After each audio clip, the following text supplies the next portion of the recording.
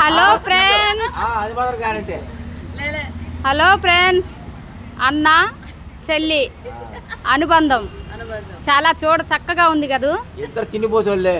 ఇటు చూస్తే చిన్నపోచోళ్ళు తండ్రి చూడండి ఫ్రెండ్స్, ఇటు చూస్తే తమ్ముడు.